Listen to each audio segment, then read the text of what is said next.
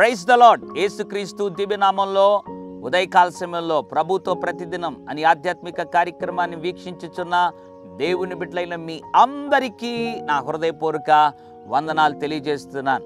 ఉదయకాల సమయంలో బలహీనుడైపోయావు కదూ, ఏదో కష్టాలను బట్టి ఒక బలహీనత, నీకున్నటువంటి కష్టాలు, నష్టాలు, దుఃఖకరమైన పరిస్థితులు, అప్పులు, వేదన, వ్యాధులను బట్టి బలహీనుడైపోతున్నావు. దినదినం బలహీనుడైపోతున్నావు. శరీరరీత్యా బలహీనుడైపోతున్నావు, ఆత్మీయంగా కూడా బలహీనుడైపోతున్నావు.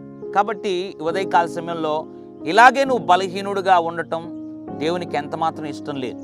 దేవుడు ఉదయకాల సమయంలో ఒక అద్భుతమైనటువంటి ఆశీర్వాదకరమైనటువంటి వాగ్దానం ద్వారా మనల్ని దేవుడు ఉత్సాహపరచాలని కోరుకుంటూ ఉన్నాడు. ఎఫెసీ పత్రిక 6వ అధ్యాయం 10వ వచనం, తుదకు ప్రభు యొక్క మహాశక్తిని బట్టి ఆయన యందు బలవంతులై ఉండుడి. ప్రభు యొక్క మహాశక్తిని బట్టి అంట ఆయన యందు బలవంతులై ఉండాలంట. మహాశక్తి గల దేవుడు నీవు నేను ఆరాధిస్తున్న యేసయ్య, ఆయన మహాశక్తిని బట్టి నీవు నేను బలవంతులుగా ఉండాలంట. ఒకవేళ ఇప్పుడు నువ్వు బలహీనుడుగా ఉండొచ్చు, కాదంటం లేదు.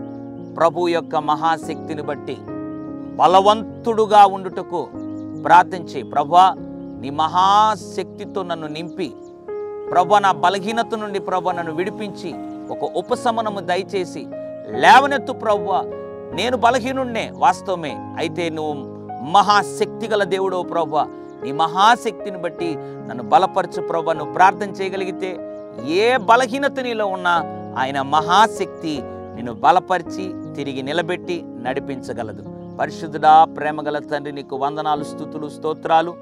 ప్రభు యొక్క మహాశక్తిని బట్టి బలవంతులై ఉండుడి అనే వాగ్దానాన్ని బట్టి ఎంతమంది అయితే బలహీనతలో ఉండి ప్రార్థన చేస్తున్నారో వారందరూ కూడా ప్రభు నీ మహాశక్తిని బట్టి బలవంతులు కావడానికి, లేచి నిలబడి ప్రభువా తండ్రి నాయన వారు ముందుకు నడవడానికి, కృంగిపోకుండా ఉండడానికి నాయన కృపచూపు, వారిని బలవంతులుగా నిలబెట్టమని, నడిపించమని యేసు నామములో ప్రార్థిస్తున్నాను తండ్రి.